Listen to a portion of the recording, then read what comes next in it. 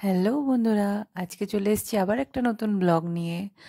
আজকে বানাবো পিঠে পায়েস নিয়ে একটা ভিডিও ব্লগ। তো আজকে পৌষ সংক্রান্তিতে সবার বাড়িতেই পিঠে হয়, তো আমিও পিঠে বানাবো। অল্প কিছু পিঠে বানাচ্ছি, তো সেটাই আপনাদের সাথে আজকে শেয়ার করব ভিডিওর মাধ্যমে। তো চলুন আমি পিঠে বানাচ্ছি, আপনাদেরকে দেখাই। আপনাদের কেমন লাগলো কমেন্ট করে অবশ্যই জানাবেন, আর কি ভুল ত্রুটি হলো সেটাও জানাবেন অবশ্যই। দেখুন, আমি পিঠেটা আজকে বানাচ্ছি ছানার পুর দিয়ে। আমি ছানা দিয়ে পুরটা বানিয়ে রেখেছি আগের থেকেই। আর এখানে কড়াইয়ে আমি এখন পাটিসাপটাটা ভাজবো, পাটিসাপটা বানাতে চলেছি। এই দেখুন, আমি কড়াইটা গরম করে নিয়েছি, আর এখানে আছে চাল গুঁড়োটা আছে। আমি চাল গুঁড়োর সাথে একটু ময়দা মিক্স করে বানাচ্ছি, কারণ চালের পিঠে একটু ফেটে যায়। তো এই দেখুন, এখন আমি কড়াইয়ে দিচ্ছি। একটু ময়দা দিলে কি হয়, পিঠেটা ফাটে না, তার জন্য আমি এইভাবে বানাচ্ছি। তো আমি এখন কড়াইয়ে দিয়ে দিয়েছি। দেখুন, এই ছানা দিয়েও পিঠের রেসিপিটা কিন্তু খেতে খুব দুর্দান্তই হয়। আর এতে নারকোলে যেরকম একটা অম্বল হওয়ার চান্স থাকে, এতে কিন্তু থাকে না। তো চাইলে আপনারা বানাতে পারেন। আর যদি আমার রেসিপিটা ভালো লেগে থাকে কমেন্ট করে জানাবেন, কারো যদি নাও ভালো লেগে থাকে সেটাও জানাবেন। আহ, অবশ্যই আমাকে জানাবেন, তাহলে আমি আরও বেটার করার চেষ্টা করব। কারণ সবাই তো সবটা জানে না। তো এই আমার একটা পিঠে হয়ে গেছে, এবার আরেকটা আমি দিচ্ছি। এবার আপনাদের আমি পুর দেওয়ার দিয়ে রোল করাটাও দেখাবো। এই দেখুন,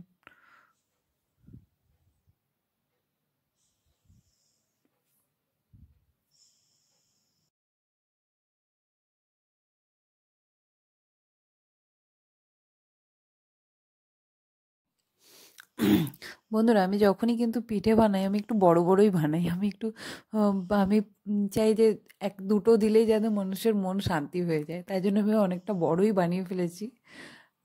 তো আপনারাও কমেন্ট করে জানাবেন আপনারা কে বড় সাইজের পিঠে পছন্দ করেন।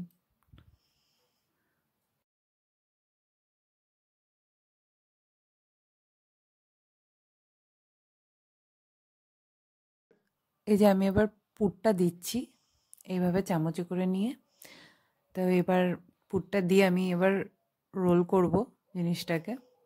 এই যে আমার পুরটা দেওয়া হয়ে গেছে।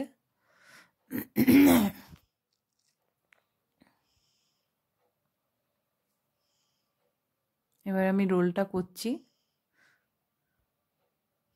এই যে ময়দাটা দিয়েছি বলে এরকম রোলটা ভালো হচ্ছে না। তো শুধু চালের করলে কি হয় বলুন তো, উম, পাশ দিয়ে ফেটে যায় একটু চাপ পড়লেই। তো এই জন্য আমি একটু ময়দা দিয়ে দিয়েছি এতে, যে রোলটা যাতে ভালো মতন থাকে।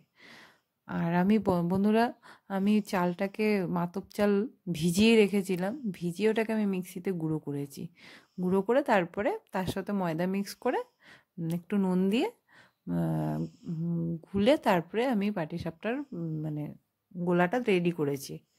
আর পুরটা আমি রেডি করেছি ছানা, ছানার সাথে গুড়। ছানা প্রথমে দুধ জমিয়ে রেখেছিলাম, সেটাকে ছানা করেছি।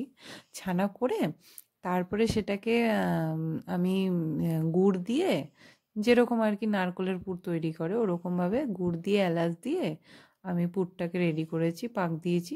দিয়ে এভাবে আমি এর মধ্যে দিয়েছি। এবার আমি এবার আমি হাঁড়িতে একটু রেখেছিলাম ছানা, সেই ছানা দিয়ে আমি একটু ছানার পায়েস মতন করে দিচ্ছি। এই ছানা, এর মধ্যেও আমি আলাদা দুধ অ্যাড করেছি, দুধটাকে জাল দিয়েছি, একটু ঘন করেছি। তার মধ্যে আমি বেঁচে যাওয়া ছানাটা ওতে দিয়ে ছানার পায়েস মতন করেছি। আর এই ছানার পায়েসে আমি এখন এই আলমন্ডগুলো ভিজিয়ে রেখেছিলাম, এই আলমন্ডগুলো এখন কুচিয়ে দেব।